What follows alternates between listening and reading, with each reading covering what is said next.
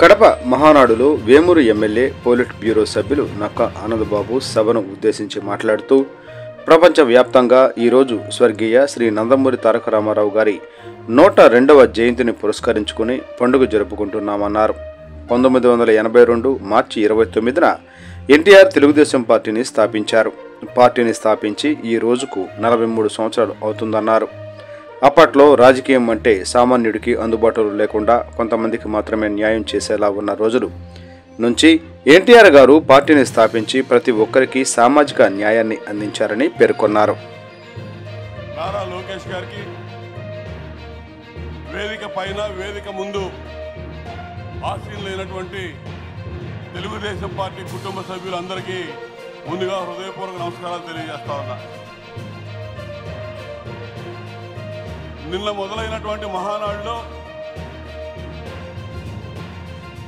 నారా లోకేష్ గారు మనకు అందించినటువంటి శాసనాలు 6 శాసనాలు ఏవైతే ఉన్నాయో నిన్న 5 శాసనాల మీద తీర్మానాలు ప్రతిపాదించి ఆమోదం చేసుకున్నాం. ఈరోజు 6వదిగా ఉన్నటువంటి ప్రధానమైన తెలుగు జాతి విశ్వఖ్యాతి అనేటటువంటి ఈ నూతన ఆవిష్కరణని ప్రవేశపెట్టే అదృష్టం నాకు కలిగినందుకు హృదయపూర్వక కృతజ్ఞతలు పార్టీ మొత్తానికి నేను తెలియజేస్తా ఉన్నా. ఈరోజు తెలుగు జాతి విశ్వఖ్యాతి అనే సబ్జెక్ట్ మీద మాట్లాడటం ఇప్పుడే ఉదయం నుంచి దేశ విదేశాల్లో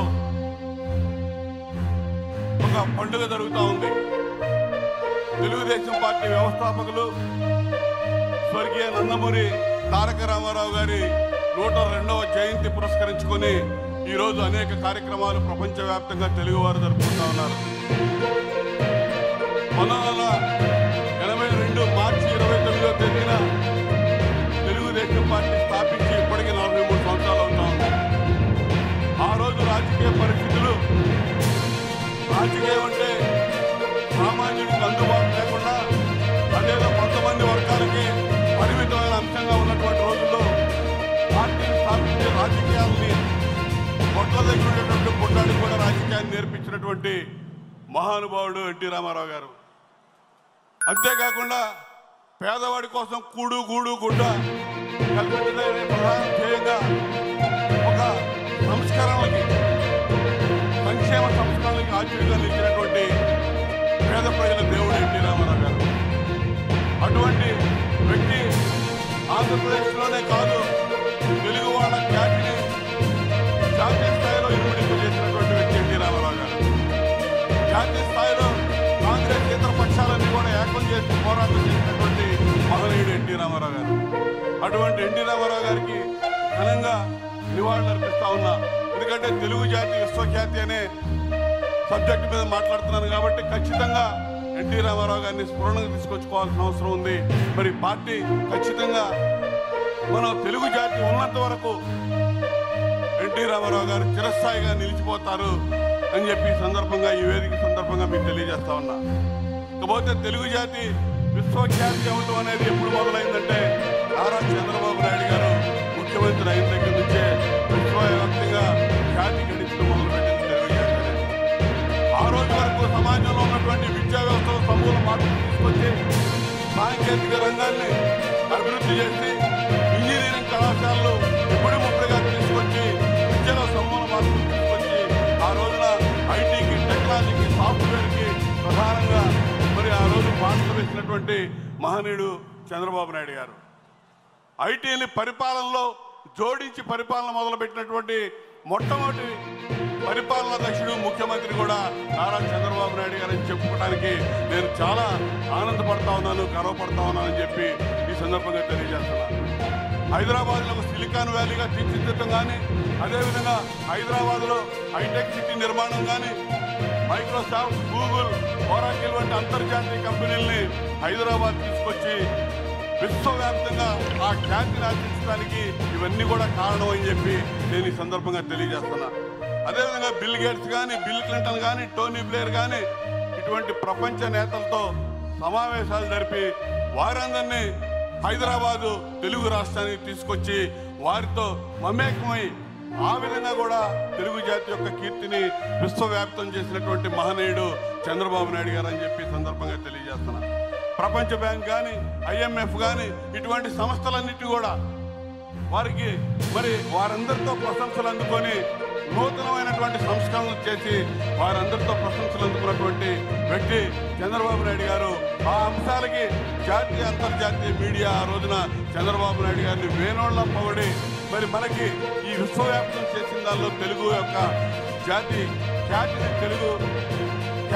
విశ్వవ్యాప్తం చేశారని చెప్పి సందర్భంగా తెలియజేస్తారు. అదేవిధంగా చంద్రబాబు నాయుడు గారు ఎప్పుడు ముఖ్యమంత్రిగా ఉన్నా దావోస్ శిఖరాగ్ర సమావేశాలకు అటెండ్ అవటం కానీ అక్కడ ప్రపంచ దేశాల్లో వచ్చేటటువంటి పారిశ్రామికవేత్తలతో కలిసి వారికి ఇచ్చే గొప్ప గొప్ప ప్రజెంటేషన్లు వారిని భారతదేశానికి ముఖ్యంగా ఆంధ్రప్రదేశ్ తీసుకొచ్చి పెట్టుబడులు సాధించడానికి వారిని మెప్పించిన విధానాలు తద్వారా తెలుగు ఖ్యాతిని విశ్వవ్యాప్తం చేసినటువంటి పరిస్థితులు మనందరం కూడా గుర్తుంచుకోవాల్సిన అవసరం ఉంది. NRI టీడీపీ విభాగం అనేక దేశాల్లో విస్తరించి పార్టీ పరంగా కూడా ఈ తెలుగు జాతి కీర్తిని విశ్వవ్యాప్తం చేసిందనేది ఈ సందర్భంగా మీ అందరికీ నేను తెలియజేస్తూ ఇలా గ్లోబల్ లీడర్గా చంద్రబాబు నాయుడు గారు ఎదగటం ఈ పార్టీని అంతర్జాతీయ స్థాయిలో పెంచే విధానంలో అంచెలంచెలుగా ఇలా నారా లోకేష్ గారి నాయకత్వంలో ముందుకు పోతున్న విధానాలు కూడా మనందరం కూడా గమనించాల్సిన అవసరం ఉంది.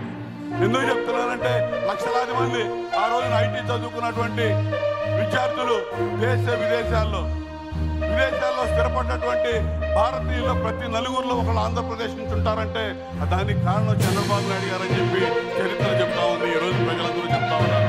చంద్రబాబు నాయుడు గారిని అక్రమంగా అరెస్ట్ చేసి జైల్లో పెడితే విదేశాల్లో దాదాపు 57 దేశాల నుంచి ప్రతినిధులు అక్కడ జరిగినటువంటి నిరసనలు కానీ ఉద్యమాలు కానీ ఆ దేశంలో ఉన్నటువంటి తెలుగు వాళ్ళే కాకుండా దేశంలో ఉన్నటువంటి ప్రజలందరూ కూడా ఎవరి చంద్రబాబు నాయుడు గారు అని చెప్పి ఆంధ్రప్రదేశ్ వైపు చూసినటువంటి పరిస్థితులు.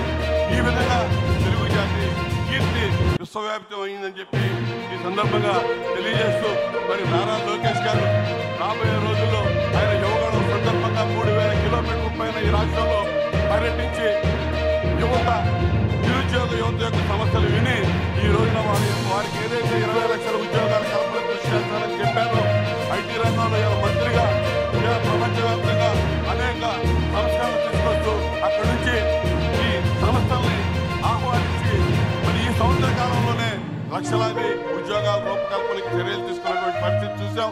ఈ దిశగా ఆ రోజున చంద్రబాబు నాయుడు గారు చదువు చెప్పించినటువంటి విద్యార్థులు విదేశాలకు వెళ్ళి ఏ విధంగా స్థిరపడి ఇవాళ మన యొక్క ఖ్యాతిని విశ్వవ్యాప్తం చేస్తా ఉన్నారో రాబోయే రోజుల్లో లోకేష్ గారి నాయకత్వంలో కూడా ఖచ్చితంగా తెలుగు జాతి కీర్తి విశ్వవ్యాప్తం అవుతుందని చెప్పి ఆ దిశగా ప్రతి ఒక్కరూ కూడా ఈ లోకేష్ గారు మనకు అందించినటువంటి ఈ 6 అంశాలు ప్రధానంగా ప్రతిరోజు ప్రజల్లోకి తీసుకెళ్లాల్సిన అవసరం ఉంది. పార్టీ ఈ విధి విధానాల్లో సంపూర్ణంగా ఈ అంశాలని మనం క్రోడీకరించుకొని పనిచేయాల్సిన అవసరం ఉందని చెప్పి ఈ సందర్భంగా తెలియజేస్తూ మరొకసారి ఈ తెలుగు ఖ్యాతి విశ్వవ్యాప్తి అనేటటువంటి సబ్జెక్టు మీద ఈ ప్రవేశపెట్టి